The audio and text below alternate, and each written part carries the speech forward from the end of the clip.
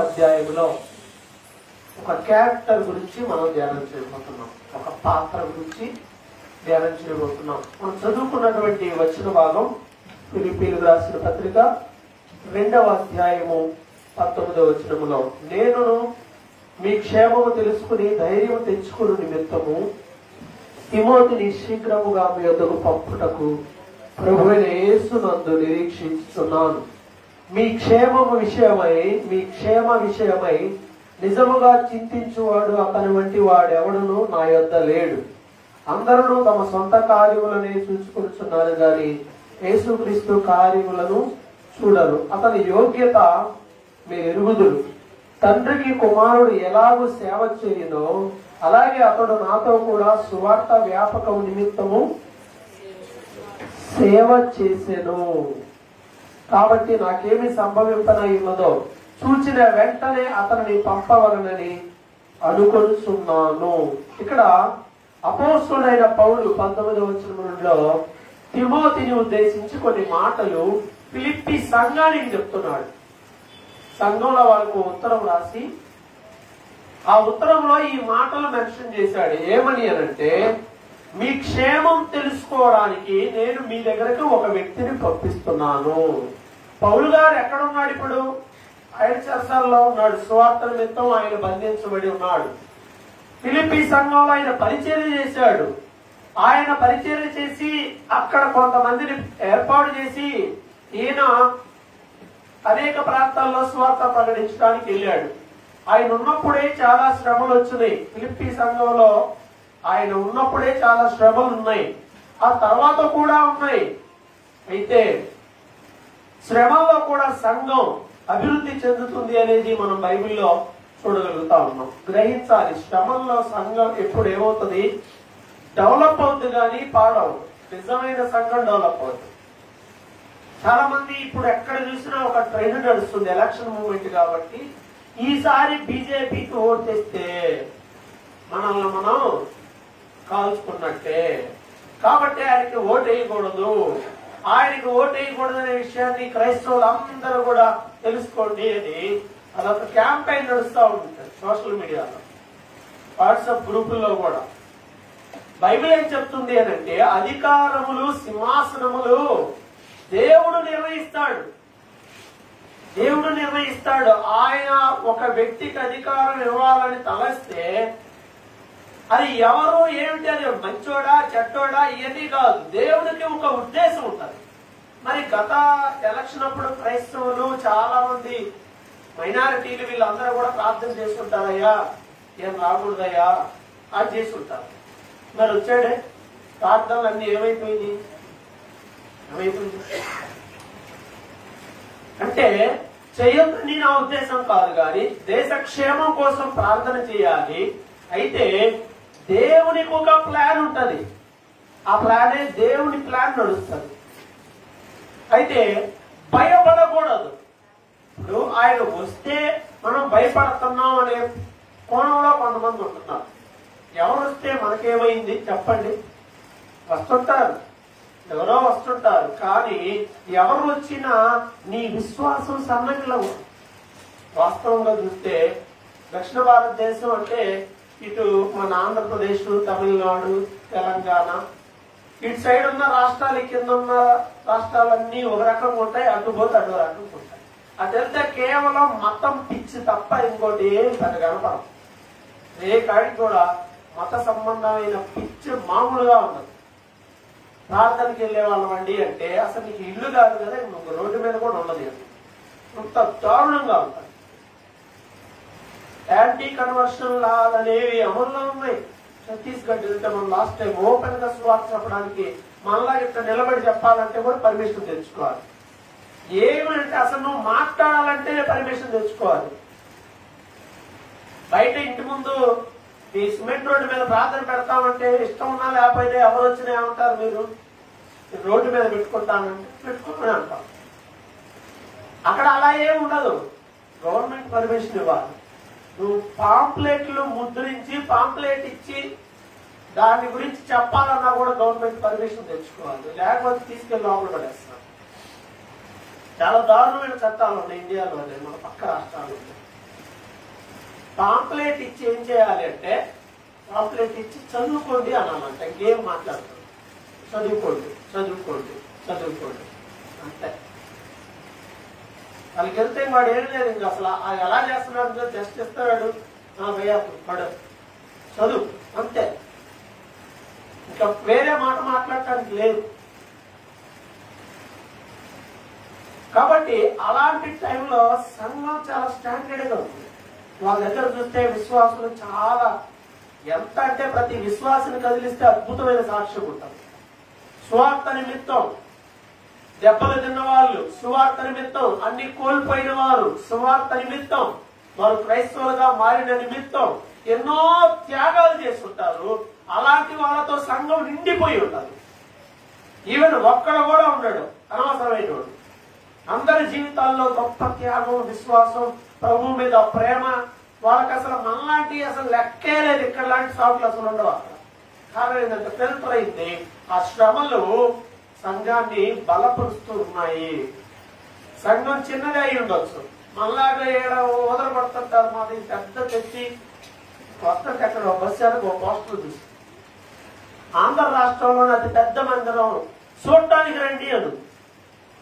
మందిరం చూడటానిక వెళ్ళేది, పెద్ద మందిరం చూడటానికి వెళ్ళాలా? మనం టర్న్ అయిపోయాం. వాక్యం నుంచి ఏమైందంటే సుఖమైన పరిస్థితికి వచ్చింది. సుఖమరిగిన కోళ్ళు అయిపోయినాయి అన్నమాట. మారిపోతున్నాయి మన ఆస్పెక్ట్లు. విశ్వాసము ప్రభువునందు స్థిరంగా ఉండడం అనే దాన్ని విడిచిపెట్టి ఎట్టెట్టు వెళ్తే ప్రయోజనం ఉండదు. వాళ్ళు ప్రభు కోసం జీవించాలనే నానుడిలో ఉన్నారు. మన వాళ్ళకి సౌకర్యం ఉంది కాబట్టి ఇష్టమైతే ప్రార్థన చేస్తాం, లేకపోతే లేదు. ఇష్టమైతే భక్తి చేస్తాం, లేకపోతే లేదు. ఇష్టమైతే బైబిల్ చదువుతాం, అది కూడా లేదు. ఈరోజు పిల్లలు పిలిచారు, వీళ్ళందరూ పిలిచాలని చూస్తే బైబిల్ చదువుతున్న వాళ్ళు ఎంతమంది ఇంట్లో. పోయినసారి మీకు చెప్పాను 2 వారాల క్రితం, వాళ్ళ మీద శ్రద్ధ పెట్టండి అని. మీ మీదే మీకు శ్రద్ధ లేదు, వాళ్ళ మీద ఏం పెడతారు? లేదా మీ వరకు మీకు శ్రద్ధ కలిగి ఉంటే సరిపోద్దా? పిల్లల మీద పెట్టొద్దా? ఇప్పుడు ఇంకా ఎగ్జామ్స్ టైం. వాడు అడిగితే ఒకడు చెప్తున్నాడు, ఎగ్జామ్స్ టైం కదా అందుకే చదవలేదు. తినలేదా ఎగ్జామ్స్ టైంలో? తింటున్నారు లేదా ఎగ్జామ్స్ అని మానేస్తారా తిండి? మిగతా అన్ని జరుగుతున్నాయిగా. బైబిల్ చదవడానికి ఎంత సమయం పిల్లలకి? అట్లీస్ట్ కొద్ది సమయం ఊరకాల ఒక సందర్భంగా చదివించాలి కదా కూర్చోబెట్టి. మీరు వాళ్ళ డైరీలు చూడండి. వాళ్ళు ఈరోజు బైబిల్ చదవాలి. చదివి దాంట్లో వాళ్ళు ఒక లైన్ అయినా రాయాలి రోజు. మనం అలా వాళ్ళకి ప్రాక్టీస్ చేయకపోతే రేపు పప్పు శుద్ధలాగా తయారవుతారు. బైబిల్ ఏం తెలియదు వాళ్ళకి. సైతానుడు రానున్న రోజుల్లో భయంకరంగా శోధిస్తాడు. మనమే ఇప్పుడే కొంతమంది సీనియర్ విశ్వాసులు ఎలా ఉన్నారంటే, ఇంకా ఎందుకులే ఇవన్నీ చూడకముందే చచ్చిపోవటం వీళ్ళు అన్నట్టుగా ఉన్నారు. దారుణమైన పరిస్థితులు. ఎదుర్కోవాలంటే వాక్యమే. శోధనలు జయించాలంటే వాక్యం. యేసుక్రీస్తు శోధింపబడ్డాడు, జయించాడు. ఎలా జయించాడు? వాక్యం అనే ఖడ్గం ఆయన పట్టుకున్నాడు. వాక్యమే. సైతానుడు శోధించాడు. ఇదిగో చెయ్యి తిను, ఆకలి అవుతుందిగా, రాళ్ళు ఉన్నాయి, రొట్టెలుగా చేసుకో, తిను. మరి ఆకలి అయినప్పుడు నీ దగ్గర పవర్ ఉంది, నువ్వు రాయిని రొట్టెగా చేయగలవు. నీ దగ్గర ఆ పవర్ ఉంది. 40 రోజులు ఉపవాసం ఉన్నావు, బాగా ఆకలి అవుతుంది, చేసుకొని తింటావా? తినవా? విపరీతమైన ఆకలి నీకు పెట్టేవాడు ఎవ్వడం లేదు. బాగా ఆకలి అవుతుంది, అది నిజం. చేసుకొని తింటావా? తినవా? తింటావా? తినవా? నేను ఆలోచిస్తుంది. తింటావా? తినవా? తింటావు. ఎందుకని? ఆకలి వస్తావు తెలుసుకోండి. నీ దగ్గర పవర్ ఉంది కదా. కానీ యేసుప్రభు దగ్గర పవర్ లేదా? ఆయన దగ్గర కూడా ఉంది. కానీ ఎందుకని ఆయన రాళ్ళను రొట్టెలుగా చేసుకొని తినలా? ఎందుకని చేసుకోరా? ఆ రాళ్ళను రొట్టెలుగా చేయటం కాదు, అవసరమైతే కంటే రొట్టెలు మొత్తం వచ్చి పడతాయి. ఆయన ఈ సృష్టికర్త. ఆయన కావాలి అనుకుంటే రొట్టెలు అది పెద్ద విషయమే కాదు. తన బిడ్డలు ఆకలి కొట్టేదే. ఆకలి కాలంలో, ఏ కాలం అది? చలికాలం కాదు, ఆకలి కాలం, కరువు కాలం. ఆ ఆకలిలో ప్రవక్త అయినటువంటి ఏలియా ఆకలి కాలం పాపం అది. అంత క్షామం వచ్చేసింది, ఎవరికి తినడానికి కూడా లేదు. కానీ దేవుడు ఆయన్ని ప్రతిరోజు పోషించాడు. ఎలా పోషించాడు? ప్రతిరోజు దేంతో పోషించాడు? ప్రతిరోజు రొట్టె, ప్రతిరోజు మాంసం, ప్రతిరోజు రొట్టెలు, ప్రతిరోజు మాంసం. ఎట్లా ఉంటది మామూలు ఫుడ్ కిత్తి? రోజు రొట్టెలు రోజు మాంసం అయితే ఫుడ్డింగ్ ఇంట్లో ఎలా ఉంటది? అలా అలవాటు ఇశ్రాయేలు దగ్గర నుండి వచ్చింది మనకి. రోజు పెట్టినా వద్దనరు, కాదనే పరిస్థితే లేదు. మంచిదే తింటా, అయితే రోజు తింటే తప్పేం లేదు. ఒక మిగతా రోజు కొంచెం మాత్రమే తినం. రోజుకి ఎంత అయితే ఆరోగ్యం, బలం. వాళ్ళే కాదు, మిగతా వాళ్ళందరూ ఉంటారు కనపడాలంటే. తింటే తప్పేం లేదు, బలం ఉండాలి, లేకపోతే అసలు కుదరతాయి. సో ఏది ఏమైనా ఆకలి టైంలో దేవుడు తన బిడ్డలని కూడా పోషించకుండా విడిచిపెట్టలేదు. అలాంటి దేవుడు ఆయనకి ఆకలి అయితే తన ఆకలిని తను తీర్చుకోలేడా? అయినా కూడా శోధన జయించడానికి ప్రభు ఏం చేశాడంటే వాక్యాన్ని ఆధారం చేసుకున్నాడు. కాబట్టి వాక్యము నీకు తెలియాలి, వాక్యము మన పిల్లలకు తెలియాలి. అందువల్ల వారు చదివేలా చేయాలి. కొత్త నిబంధన చదివించండి, రోజుకు ఒక అధ్యాయం చదివించండి. ఈ అధ్యాయంలో ఏముందో అడగండి. ఆ అధ్యాయంలో ఉన్న సంఘటనల ద్వారా మనం ఏమి నేర్చుకున్నామో అడగండి. మారాలి, వ్యవస్థ మారాలి. ఇప్పుడు పిల్లల చదువుల స్థితిగతులు మారిపోయినాయి. పిల్లల మార్కులు చూస్తే ఇప్పుడు అన్ని దాదాపు ప్రైవేట్ స్కూల్ అయ్యింది దొంగ మార్కులే నాకు తెలిసినంత. ఒకటి చూసన్నా రాయాలి, 2 టీచర్ల ముందే అన్న చెప్పాలి. ఈ 2 జరిగితేనే వాడికి ఫుల్ మార్క్స్ వచ్చేది. ఎందుకంటే బట్టి చదివి రాసే ప్రశ్నలు జవాబులు లేవు, సొంతగా ఆలోచించి రాసే వచ్చినాయి. ఏ క్వశ్చన్ వచ్చిందో టీచర్ కూడా తెలియదు. ఇప్పుడు చదువు అట్లుంది. ఎందుకంటే పిల్లల్లో సొంతగా ఆలోచించే తత్వాన్ని నేర్పించేలా ఇప్పుడు చదువు ఉంది. ఇప్పుడు ఈ మధ్య మార్చారు కాబట్టి. అంతకుముందు బట్టి పట్టడం ఏంటంతా ఇంకా ఇవన్నీ కాదు. సొంతంగా రాయండి, దీన్ని చూసి మీరు సొంతంగా చెప్పండి, మీరు ఈ సెలవుల్లో ఎక్కడికి వెళ్ళారో దాని గురించి రాయండి. మనకి ఎప్పుడో ఒకటి ఉండేది, మనం వెళ్ళకపోయినా మనం రాసేవాళ్ళం. మేము ఈ సెలవుల్లో అక్కడికి వెళ్ళాము, అబ్బో స్టోరీలు అంతా చదివి ఊహించి రాసేవాళ్ళం. ఇప్పుడు సెలవులు ఇస్తే అందరూ వెళ్తున్నారు, అవన్నీ కూడా రాస్తున్నారు. ఓన్గా సొంతగా అన్ని సొంతగా అంటే పిల్లల్లో ఏం పెరుగుతుందంటే సొంతగా ఆలోచించే తత్వం పెరగాలని వాళ్ళు కోరుతున్నారు. అలాగే విశ్వాసంలో మనలో కూడా ఏముండాలంటే ఓన్ నాలెడ్జ్ జనరేట్ అవ్వాలి, సొంత నాలెడ్జ్ ఉండాలి. యేసు ప్రభు దేవుడు అని ఎవరు చెప్పారు? దేవుడా కాదా? అవునా కాదా? యేసు ప్రభు దేవుడే నువ్వు నమ్ముతున్నావా?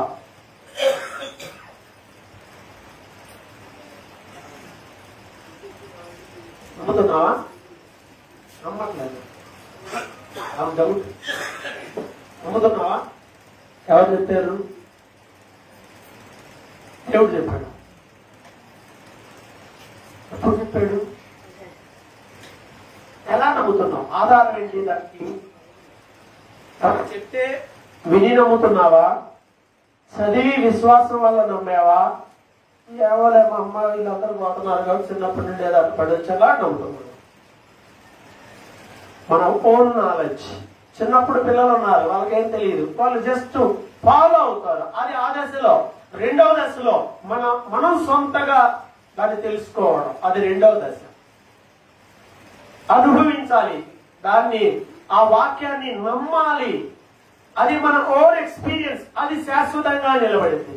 అమ్మలు చెప్పారంటే దాన్ని శాశ్వతంగా అందరూ దాన్ని విశ్వాసం కలిగి ఉండరు. సెకండ్ స్టేజ్కి వచ్చినప్పుడు మన అనుభవం చేత మనం దాన్ని తెలుసుకోవాలి, వివేచించి తెలుసుకోవాలి. చదవడం ద్వారా తెలుస్తుంది. అందువల్ల వాక్యం ఏం చేయాలి? మనం చదవాలి, నేర్చుకోవాలి. పిల్లల్లో అది వచ్చేలా చేయండి. ఒకవేళ మీ పిల్లల్ని మీరు అలా పట్టించుకోకపోతే రేపటి రోజు మీరే బాధ్యులు. వాళ్ళ జీవితంలో వాళ్ళ ఆత్మీయ పతనానికి మీరే బాధ్యులు అవుతారు. అది మాత్రం గ్యారెంటీ. అందుకే పిల్లల చదువు మీద ఎంత శ్రద్ధ పెడతారో అంతకు మించిన శ్రద్ధ విశ్వాస జీవితం మీద పెట్టాల్సిందే. భయపడాలి. పిల్లల్ని చూసి వాళ్ళు ఎలా పెంచడం చేత కాకపోతే రేపు ఎన్ని మాటలు ఎవరంటారు, ముందు ఎవరినంటారు? వీళ్ళ అమ్మ వీడికి ఇది చెప్పరా, వీళ్ళ నాన్న వీడి ఈ అమ్మాయికి నేర్పించలా, చెప్పలా మనం చెప్పకుండా ఉంటారా? ఏ తల్లిదండ్రులు చెప్పకుండా ఉంటారా? విశ్వాస సంబంధమైన వాక్యం వారిలో బలంగా పనిచేస్తుంది.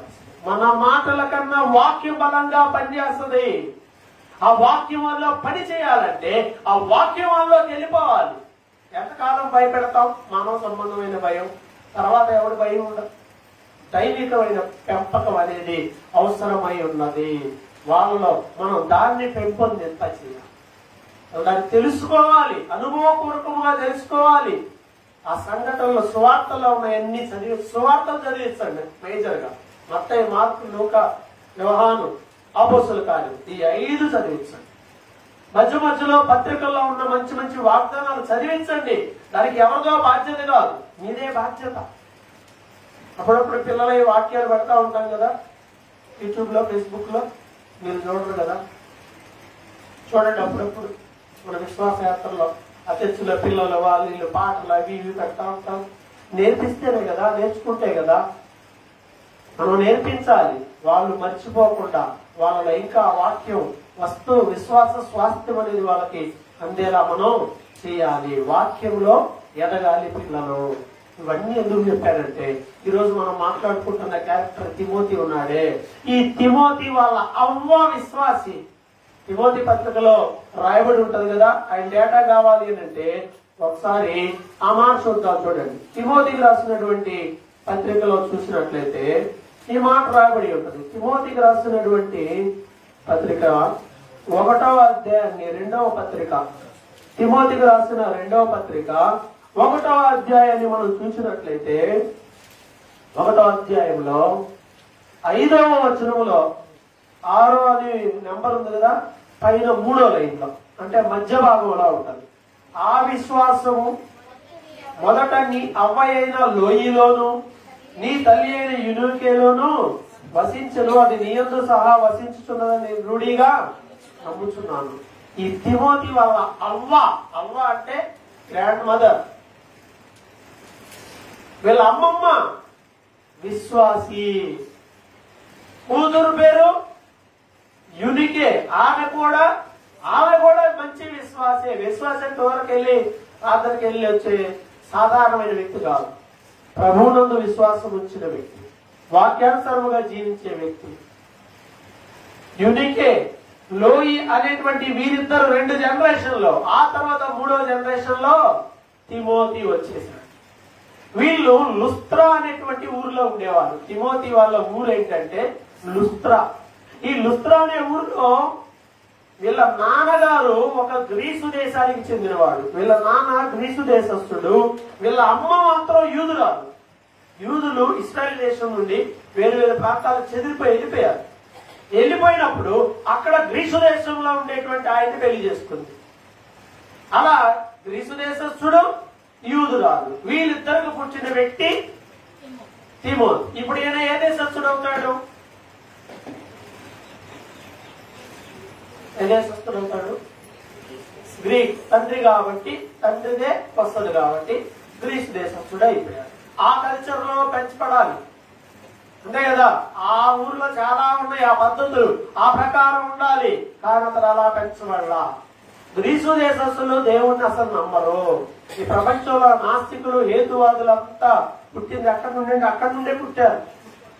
లోక సంబంధమైన మేధావులు అనబడే వాళ్ళు అక్కడి నుండే పుట్టారు. తత్వం అనేది అక్కడి నుండే వచ్చింది, తర్కం కూడా అక్కడి నుండి వచ్చింది, వాదనలు కూడా అక్కడి నుండే వచ్చినాయి. అన్నిటికీ అవునా ఇదేంటి ఆధారం ఏంటి అంటాడు. ఆ టైప్ ఆఫ్ ప్రజలు ఉంటారు అక్కడ అనమాట. ఆ ప్రాంతంలో ఈ తల్లి తన బిడ్డను ఎలా పెంచిందంటే విశ్వాసములో పెంచింది తిమోతిని. బాల్యము నుండి, అదే అంటాడు కదా, బాల్యం నుండి వాటన్నిటిని నేర్చుకున్నావు కదా. తిమోతి పత్రికలో ఉంటది. నువ్వు నేర్చుకున్నావు కదా, నువ్వు నేర్చుకున్న వాటిని నువ్వు ఫాలో అవ్వు. నువ్వు విన్నావు కదా చిన్నప్పుడు, దాని ప్రకారం నడువు అంటాడు పౌలు గారు. ఆ ప్రకారం వెళ్ళమంటాడు. అంటే ఎవరు చెప్పారు తనకి? పౌలు గారు వచ్చిందే మొన్న ఈ మధ్య. అంతకు ముందు ఆయనకి ఎవరు చెప్పారు ఈ మాటలన్నీ? ఎవరు చెప్పారు? కుటుంబంలో నేర్పించబడింది. నేర్పిస్తున్నామా? నేర్పించాలి. పిల్లలకి దైవికమైన భయం లేకపోతే మనం భయపడాలి. వాళ్ళలో వాక్యం లేకపోతే వాళ్ళు ఏమవుతారు? నేను ఇంట్లో వీళ్ళకి అదే చెప్తా ఉంటాను, చాలా సీరియస్ గానే చెప్తా ఉంటాను. వాక్యం చదవకపోతే బడి మానేయమని చెప్తా. నేను టైం లేదు కదా, దేశం రెడీ అయిపోయాం, ఇంకెళ్ళిపోవాలి. ఎప్పుడు చదివేది? తినేది హడావుడే, అన్ని హడావుడే. ఈ హడావుడి తగ్గేది ఎప్పుడు?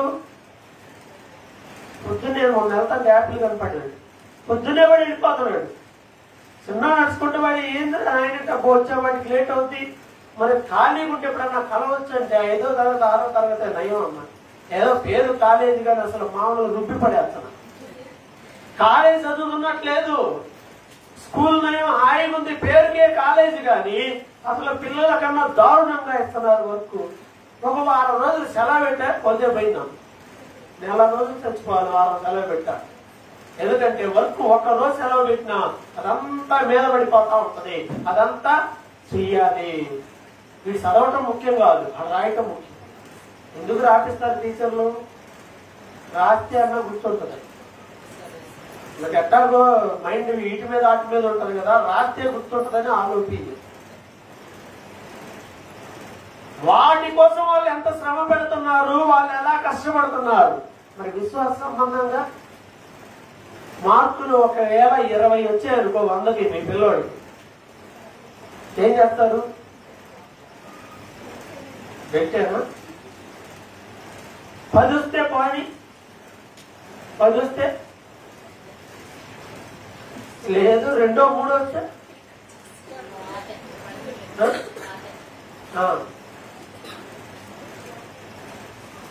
విశ్వాస సంబంధంగా బైబిల్ చదవక ఎంతకాలం అయింది? అసలు చదవట్లా, అసలు బైబిలే చదవట్లా ఉంటదేమన్నా?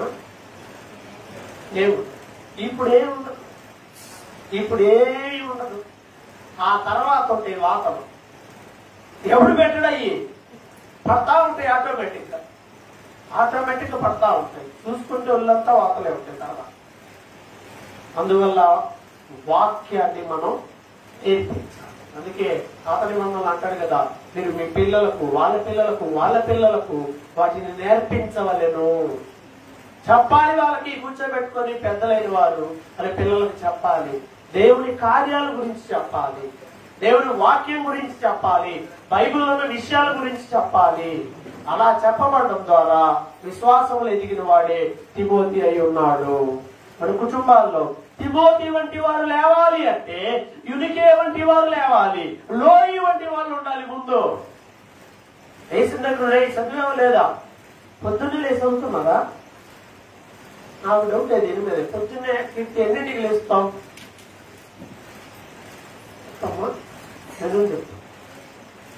ఎన్నింటికి?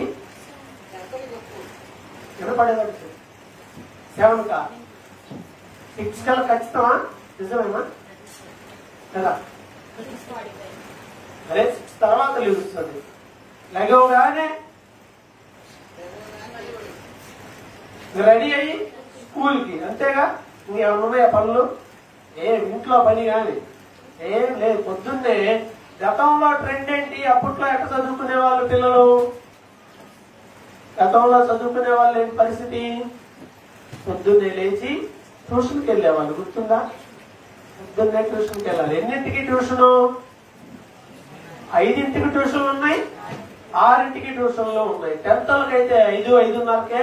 మిగతా వాళ్ళు ఎవరైనా ఉంటే 6ంటికి ట్యూషన్, 6ంటికి 7 దాకో 7:30 దాకో. 6ంటికి ట్యూషన్ పంపిస్తే కీర్తిని ఎలా ఉంటుందన్నా? వెళ్ళిద్దాక 6ంటికి ట్యూషన్కి వెళ్ళిద్దా? పెడితే కీర్తి 6ంటికి ట్యూషన్ పెడితే వెళ్తావా? మార్కుల కోసం వెళ్తావా? లేచేదే మరి ఆ తర్వాత అమ్మా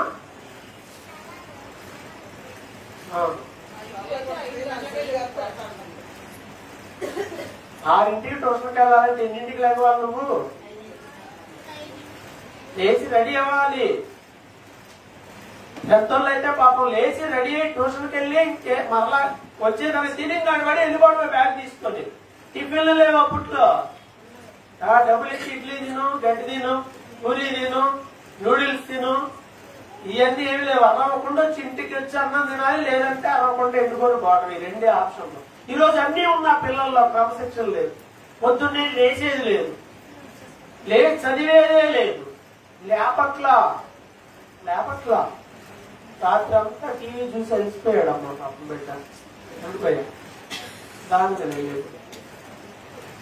వాడు పొద్దున్నే లేతాడు, బ్రెయిన్ పనిచేస్తుంది, యాక్టివ్ అవుతుంది.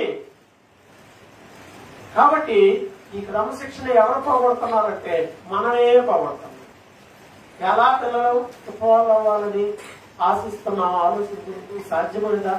తిమోతి ఎదిగాడు అంటే దానికి కారణం వాళ్ళ ఇంట్లో వాళ్ళ అమ్మమ్మ, లేకపోతే వాళ్ళ అమ్మ, వాళ్ళ నాన్న, కుటుంబంలో ఒక మంచి అట్మాస్ఫియర్, ఆత్మీయంగా ఒక మంచి వాతావరణం ఉంది కాబట్టి అతను ఎదిగాడు. అపోస్తుల కార్యం 16వ అధ్యాయంలో చూస్తే పౌలు గారు ఆ ఊరు వచ్చిన సంఘటన ఉంటుంది అక్కడ. అపోస్తుల కార్యంలో 16వ అధ్యాయంలో ప్రారంభంలో చూసినట్లయితే ఆ మాట రాయబడి పౌలు దెర్బేకును లుస్త్రాకును వచ్చెను.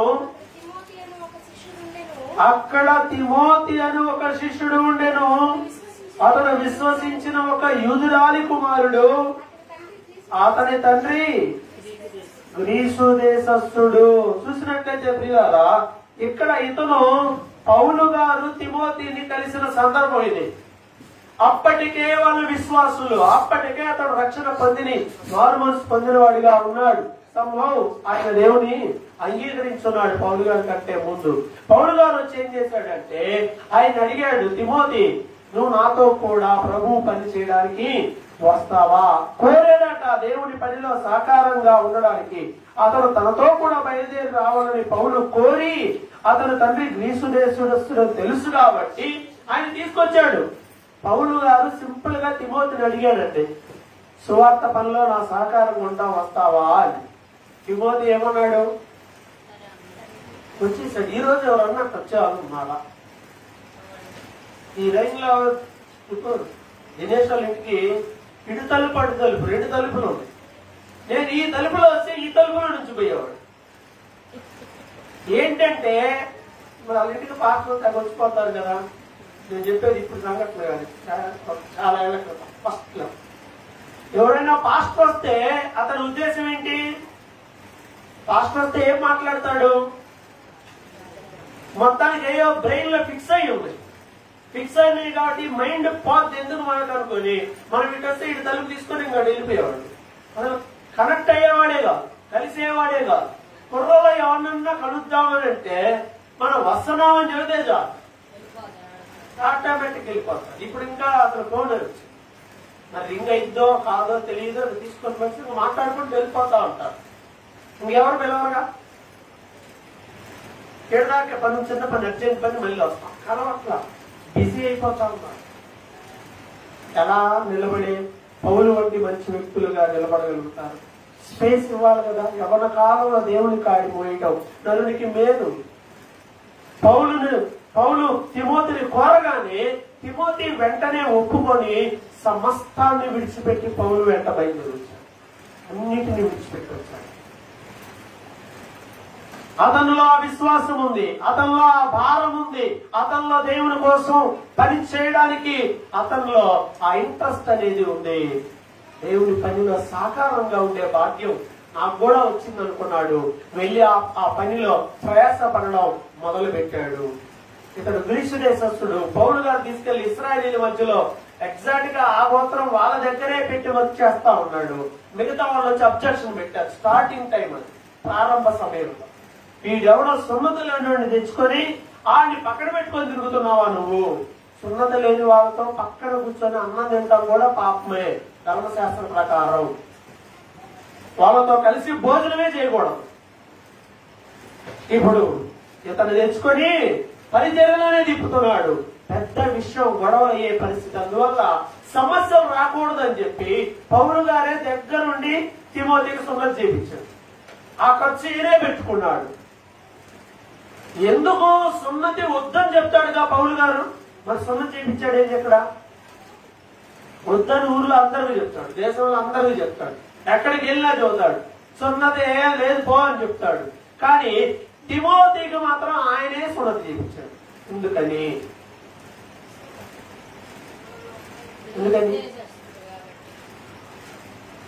ఏ దేశాలు మనం ఉన్నాం, వేరే అన్ని దేశాల్లో ఉన్నారు. ఇంకా మారిపోయి ఎక్కడే మారంటే ఇంక అందరు సున్నతి చెప్పించుకోవాలా? మరి ఎందుకని అంటే ఎగ్జాక్ట్ గా మేజర్ వర్క్ అంతా తిమోతి ఇశ్రాయేలీయుల మధ్యలోనే చేస్తున్నాడు. ఇష్యూస్ రాకూడదు, స్వార్థ ప్రకటించడానికి ఇదే అర్థం. అయితే ఇబ్బంది ఉండకూడదు, ఇతనికి చేస్తే ఈ గొడవ పోద్ది అనుకుంటే సర్లే అని చెప్పి చేయించి పెట్టాడు. కానీ చేయించడం, సున్నతి పొందడం అనేది పౌలు గారి యొక్క ఉద్దేశం. కొంతమంది దీన్ని పట్టుకొని పౌలు గారు ఊర్లో వాళ్ళందరికీ వెళ్తున్నాడు. ఏం చేశాడు?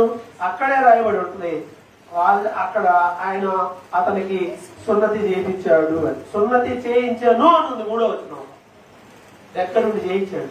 ఇప్పుడు ఇష్యూ తొలగిపోయింది, ఈ గొడవ తొలగిపోయింది. ఆయన సువార్త ప్రకటించడం మొదలు పెట్టాడు. దీన్ని ఎలా తీసుకోవాలో అలానే తీసుకోవాలి. కాదండి ఆయన తీసుకున్నాడు, ఆయన జయించాడు అని వేరేగా వెళ్ళదు. తిమోతి ఇప్పుడు ఇశ్రాయేలీయులలో, ఎందుకంటే వాళ్ళ అమ్మ ఆల్రెడీ యూదురాలే, వాళ్ళ నాన్నది కాబట్టి ఇక లేదు ఇతను కూడా ఇశ్రాయేలీయుడు అని చెప్పడానికి ఆ ఒక్కడి కనుక చేస్తే సమస్య పోతుందంటే ఈ సమస్య పోగొట్టడం మంచిది అన్న ఉద్దేశంతో చేశాడు. కానీ భక్తికి దానికి సంబంధం. అలా చేసిన తర్వాత ఆయన ప్రభు పనిలో వాడబడడం మొదలైంది. ఎక్కడికి వెళ్ళినా పౌలు గారు వెంట తిమోతి ఉండడం ప్రారంభమైంది. ఎక్కడికి వెళ్ళినా పౌలు వర్ణవ తిమోతి, పౌలు శీల తిమోతి, పౌలు తిమోతి, ఇలా సంఘాల్లో పరిచర్యలు ఆయనతో పాటు ఉండి ఆయనతో పాటు తిరిగి ఆయన ఎలా ఉంటాడు, ఎలా ప్రకటిస్తాడు, ఆయనతోనే ఉండి ప్రభు యొక్క పనిలో ఎంతో సహకరించేటువంటి వాడిగా ఉన్నాడు. కొత్త నిబంధనలో మనం చూసినట్లయితే పత్రికలన్నీ చూడండి, మాక్సిమం పత్రికలన్నింటిలో తిమోతి పేరు ఉంటాడు. స్టార్టింగ్ వచనాల్లో ఉంటుంది, నేనును నాతో కూడా పౌలును, నాతో కూడా తిమోతియును, లేకపోతే ఇంకో పేరు అలా పెడతా ఉంటాడు. ప్రారంభంలో గాని చివరిలో గాని ఎక్కడో ఓ చోట తిమోతి పేరు అనేది మెన్షన్ చేయబడుతుంది. ఎందుకంటే ఆయన పౌలుతో ఉన్నవాడు. అందుకే నా జత పనివాడు అంటాడు. ఒక సాధారణమైనటువంటి విశ్వాసి ప్రభు పనిలో సహాయం చేయడానికి వచ్చాడు. ఇప్పుడు ఏమయ్యాడంటే పౌలు జతవాడయ్యాడు. అంటే పౌలులాగా ఆయన కూడా సేవకుడే అయిపోయాడు. ఏమైనా వాళ్ళ నేటి సంఘానికి కావాలా? ఎవరు కావాలి? దైవజనులు కావాలి, సహకరించే వాళ్ళు కావాలి, పరిచర్యలో పాలుభాగం పొందేటువంటి వారు కావాలి. అందుకే నేనందరికీ ఏం చెప్తాను, మీ పని ఏమంటే ఏమవుతాయి అక్కడ ఏమవుతాం? సైంటిస్ట్. 6 రోజులు సైంటిస్ట్ అయ్యి 7వ రోజు దేవుని పని చేయాలి. 7వ రోజు నువ్వు సేవకుడు అవ్వాలి. 7వ రోజు అంటే ఆదివారం గురించి మాట్లాడు. నువ్వు పని చేసే చోట దేవుని మహిమపరచాలి. మనందరి మనసుల్లో మన పిల్లలకు మనం అదే నేర్పాలి. ప్రభు పని చేయంటే పాస్టర్ అయిపోమని కాదు, పాస్టర్ అవ్వాల్సిన అవసరం ఏం లేదు. ప్రభు పని చేయాలి, ఉపయోగపడాలి. సండే స్కూల్లో ఉపయోగపడతావా, పాటల్లో ఉపయోగపడతావా, ప్రార్థనలో ఉపయోగపడతావా, పరిచర్య చేస్తావా, సువార్త చెప్తావా, ఏదైనా ప్రభు పని నిమిత్తమై నువ్వు ఉపయోగపడాలి. నువ్వు ఉపయోగపడుతున్నావా? కానీ తర్వాత జనరేషన్ తర్వాత వద్దాం. నీ సంగతి ఏమన్నా ఉపయోగం ఉందా? నీ వల్ల ఏమన్నా ఉపయోగం ఉందా? ప్రభు పని చేస్తున్నావా? ఈ పొరుగు వారికి ప్రకటిస్తున్నావా? మన పరిధిలో పనిచేసే వాళ్ళ దగ్గర ప్రభువుకి సాక్షులుగా ఆయన ప్రకటించే వారు ఉన్నామా? సంఘానికి ఉపయోగపడవచ్చు, సమాజానికి ఉపయోగపడవచ్చు, ఉపయోగపడాలి. ఒకరోజు దేవుడు అడుగుతాడు, భూమి మీద ఏం చేసావంటే ఏడ కుదురుతుందయ్యా పొద్దున్న నుంచి రాత్రి దాకా, కుదరట్లేదా? మరి బాగా బిజీ అయిపోయాం కదా, సర్లే పరలోకం వద్దులే.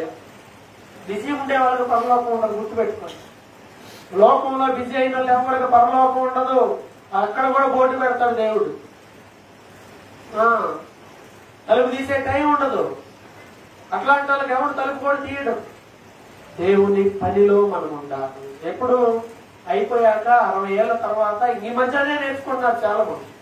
ఉండి ఇంకంతా అయిపోయి ఇంకా పని చేయలేము, ఓపిక తగ్గిపోయింది, ఏం చేయాలి ఇప్పుడు?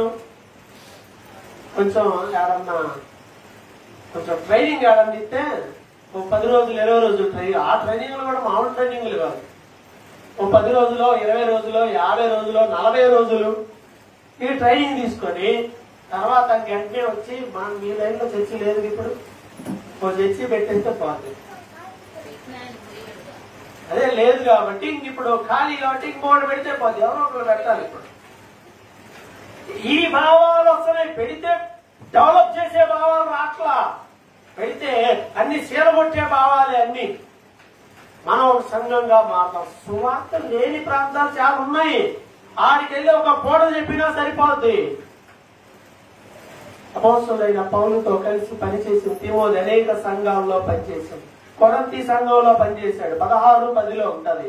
అతడు నావలే ప్రభు పని చేయిస్తున్నాడు, మీరు అతన్ని చేర్చుకోండి అని అంటాడు. కొరంతి సంఘంలో పనిచేశాడు. తెస్సలోనిక సంఘంలో పనిచేశాడు. ఎఫెసీ సంఘంలో అసలు అక్కడ పెట్టాడు ట్రబుల్ షూటర్ అన్నమాట. ఇతను సంఘంలో ట్రబుల్ వచ్చిందనుకో ఎక్కడన్నా, తిమోతి వెళ్ళి అక్కడికి వెళ్ళు, ఏం చేయమంటావు? వెళ్ళి అక్కడ పెద్దలు నియమించి అక్కడ ఏ సమస్యలు ఉన్నాయో మొత్తం క్లియర్ చేసిరా. అక్కడ ధర్మశాస్త్రం వాదనలు ఉన్నాయా, వెళ్ళి వాటిని క్లియర్ చేసిరా. అక్కడ తన్నుకొని వస్తున్నారా, ఐక్యత లేదా వాళ్ళ మధ్యలో, వెళ్ళి ఐక్యపరిచి వాక్యం చెప్పి, నా మాటలు నీకు తెలుసు కాబట్టి వాటిని చెప్పిరా, వాక్యం చెప్పిరా. ఫిలిప్పీ సంఘంలోకి వచ్చాడు. ఫిలిప్పీ సంఘం గురించి ఆయనకి చింత పట్టుకుందంట. ఎవరికి? తిమోతి. ఎవరికన్నా ఒక సంఘం మీద చింత ఉంటాం సహజమే. అన్నిటి మీద అంటే అన్నిటికి వెళ్ళాడు కాబట్టి అన్నిటి గురించి ఆలోచన. ఆ సంఘం గురించి ఆలోచిస్తున్నాడు, చింతిస్తున్నాడు, వాళ్ళ క్షేమం గురించి ఆలోచిస్తున్నాడు, ప్రార్థిస్తున్నాడు. అదే కదా మనం ఇప్పుడు చదువుకుంది. నిజముగా మీ క్షేమం నిమిత్తం అతనిలాగా చింతించేవాడు ఎవడు లేడు అని అంటున్నాడు. తెస్సలోనిక సంఘం, కొరంతి సంఘం, గలతీ సంఘం, ఎఫెసీ సంఘం, తెస్సలోనిక సంఘం, ఫిలిప్పీ సంఘం, ఇలా ఎన్నో సంఘాలకి అపోస్తలుడైన పౌలు బదులుగా తిమోతి వెళ్ళాడు. ఆ సంఘంలో పరిచర్య చేశాడు. అవన్నీ సాల్వ్ చేశాడు. సమస్యలు ఉన్నప్పుడల్లా ఆయన అక్కడ పంపించినప్పుడల్లా క్లియర్ చేసి సంఘం స్థిరపడే విధంగా చేసినటువంటి వ్యక్తిగా తిమోతి మనకి కనపడుతున్నాడు. కొత్త నిబంధనలో పౌలు గారితో ఒక జనరేషన్ అయితే ఆ తర్వాత సంఘాన్ని స్థిరపరిచి బలపరచడంలో తిమోతి అగ్రస్థానంలో ఉన్నాడని చెప్పచ్చు. మరి సంఘం నిలబడాలంటే, సంఘం ఎదగాలంటే ఊరకు ఒక పాస్టర్ గారు ఏదో ఒకటి చేస్తే సరిపోదు. ఇంకో బాధ్యత తీసుకునేవాడు, ఇంకో పని చేసేవాళ్ళు కావాలి. ఇంకా నేను కూడా ఈ పనిలో అనేటువంటిది కావాలి. ఏం చేయాలి? సంఘంలో బాధ్యత అంటే చెప్పాను కదా, సంఘాభివృద్ధి కోసం ఆత్మ సంబంధమైన ప్రయాసం, ఆత్మీయ తోడ్పాటు ఉండాలి. ఎవరన్నా సాయం చేయమని అడిగితే చేస్తారా? నాకు డబ్బులు కావాలి, నాకు 10 లక్షలు కావాలి అని అడిగితే నువ్వు చేయలేకపోతే బాధే కదా. నువ్వు అడిగాడంటే నేను చేయలేకపోయాను, నువ్వు చేయలేవు కాబట్టి చేయలేవు, ఓకే, నో ప్రాబ్లం. కానీ దేవుడు అడిగే సాయం ఏంటి? నిన్ను దేవుడికి నువ్వు కావాలి, దేవుడికి నువ్వు కావాలి. ఒక గంట ఇస్తావా? ఒక గంట ఇస్తారా? ఒక గంట ఆదివారం ఒక గంట టైం ఇస్తారా? మీరు అందరూ మీరు సిద్ధపడితే నేను ప్రభు పని చేయడానికి సిద్ధం. ఆదివారం పూట అది కూడా ఒక గంటే. నువ్వు ఇక్కడ నుండి చేయొచ్చు ఆ పని, లేదు మేము ఇక్కడికి వచ్చేదేమంటే మా ఇంట్లో మీకు అక్కడ నుండి చేసే పని కూడా నేను చెప్తాను. మీకు చేసే మనసు ఉంటే చెప్పండి, చేసే మనసు ఉంటే నాకు పర్సనల్ గా తర్వాత చెప్పండి. నేను ప్రభు కోసం నా పనిని ఒక గంట కనీసం వాడతాను, ఆదివారం వాడతాను, ఏదో ఒక రోజు వాడతాను. నువ్వు దేవుని పని చేయాలి. ఎందుకంటే ఒక రోజు వెళ్ళిన తర్వాత దేవుడు అడుగుతాడు, అమ్మా ఏం చేశావు? ఏం చేయమంటావయ్యా? యాడ కుదిరిందయ్యా? పొద్దున్న లేచిన దగ్గర నువ్వు వండుతున్నావు, కడుగుతున్నావు, ఉతుకుతున్నావు, తుడుస్తున్నావు. అందుకే నా పుట్టింది. అవి లోకంలో నువ్వేనా చేసేది, ఇంకెవరు చేయలేదు. అవేనా మనం వెళ్ళి చెప్పబోయేది? ఆయన దగ్గరికి వెళ్ళి కుదరలేదయ్యా చెప్పబోతున్నామా? కొంచెం దేవుడి పని చేయాలి. అందుకే మనం ఉంది ఆయన పనిలో చేతనైన పని మనం ప్రభు కోసం చేయాలి. సమయం కేటాయించాలి. కేటాయిస్తే అప్పుడు ప్రభు అంటాడు, వీటన్నిటిలో నా పని కోసం నువ్వు సమయాన్ని కేటాయించావు, మీకే ఈ యొక్క నిత్య జీవాన్ని ప్రభువు చెప్తాడు. కాబట్టి తిమోతి అన్ని సంఘాల్లో వెళ్ళి పనిచేశాడు. పౌలు జతపనివాడిగా ఉన్నాడు. నమ్మకమైన నా కుమారుడు అంటాడు, నిజమైన నా కుమారుడు అని అంటాడు, నా నిజమైన కుమారుడు అని అంటాడు. దేవుని వాక్య నిమిత్తమై చెరలో కూడా వేయించబడ్డాడు, జైల్లో కూడా వేసారు, ఈయన కూడా తీసుకుంది. అందుకే అంటాడు, ముగిస్తున్నాను, హెబ్రీ 13:23లో, హెబ్రీ పత్రిక 13:23లో అంటాడు కదా, ఆయన గురించి ఒక మాట చెప్తూ పౌలు గారు ఏమన్నాడు చూద్దాం ఒకసారి. హెబ్రీ పత్రిక 13:23, సహోదరులారా మన సహోదరుడైన తిమోతికి విడుదల కలిగినదని తెలుసుకొనుడి, అతడు శీఘ్రముగా వచ్చిన ఎడల. ఏమైంది ఇప్పుడు తిమోతికి?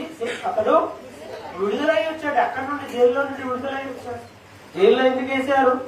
దేవుని వాక్యం నిమిత్తమై పౌలు గారిని చెరలో వేశారు. పౌలు గారితో పాటు తిమోతిని కూడా తీసుకెళ్లి, అంటే దేవుని పని కోసం ఎక్కడికి వెళ్ళాడు? చెరసాల్లోకి వెళ్ళాడు. ఆయన జీవితం ముగింపు గురించి బైబిల్లో రాయబడలేదు, కానీ ఇతర గ్రంథాల్లో రాయబడి ఉంటుంది. ఒక ప్రాంతంలో పరిచయం చేస్తుంటే ఆ ఊర్లో పెద్ద తిరణాలు చేస్తున్నారు. అది తప్పు, అది వాక్యానికి విరుద్ధం, అది విగ్రహారాధన, అది కరెక్ట్ కాదని ఖండించాడంట. ఖండించినందుకు గాను ఆయన తీసుకొచ్చి అదే ఊరు వీధుల్లో మన రథాలు అవుతారు చూసారా, ఊర్లో ఏదైనా వెహికల్ పెట్టి ఊరేగుతున్నా, అలా ఆయన కట్టేసి ఊరు మొత్తం ఈడ్చి, ఊరు మొత్తం బట్టలు ఓడదీసి ఆ ఊర్లో అలా ఈడ్చి కొట్టి చంపేసేసారంట తిమోతి. తన జీవితం అలా హతసాక్షిగా అయిపోయింది ప్రభు కోసం. ఈ రోజు ఆయన గురించి మాట్లాడుకుంటున్నాం. తిమోతి లేడు, మనం ఎవరో చూడాలి అసలు ఆయన, కానీ ఆయన గురించి మాట్లాడుకుంటున్నాం. ప్రభు కోసం అంతా చేశాడు. రేపు పరలోకంలో ఫలం ఎవరికి ఉండదా అని ఉంటుందా? కాబట్టి ఆ కాలంలో ఆయన అలా ప్రయాసపడ్డాడు ప్రభు కోసం. మనకి ఇప్పుడు అలాంటి ప్రాబ్లం ఏం లేదు. కాబట్టి ప్రభువు పని చేద్దాం, మన పని మనం చేసుకుంటూ ప్రభు పనిలో సహకారులుగా ఉంటాం. తిమోతి పౌలు గారికి సహకారంగా ఉన్నాడా లేదా? నిజంగా పౌలు ఎంత సహకారంగా ఉన్నాడో పౌలుకైనా అనేక సందర్భాల్లో, అనేక విషయాల్లో. ఇక ట్రబుల్ అంటే ఈయన వెళ్ళేది అన్ని క్లియర్ చేసుకొచ్చేవాడు. ఎంత ఉపయోగపడ్డాడు అంటే ఆ రోజు ఆయన సంఘానికి అలా ఉపయోగపడ్డాడు. మనం కూడా దేవుడికి ఉపయోగపడే వారిలాగా ఉండాలి. అలా ఉండడానికి మనం తీర్మానం తీసుకుందాం, ప్రార్థన చేసుకుందాం. అందరు తల వచ్చండి, ప్రార్థన చేద్దాం. మొదటి శతాబ్దపు క్రైస్తవ సంఘంలో పౌలు ఎంతో పరిచర్య చేశాడు. ఆ పరిచర్యలో తిమోతి ఎంతో సహకరించాడు.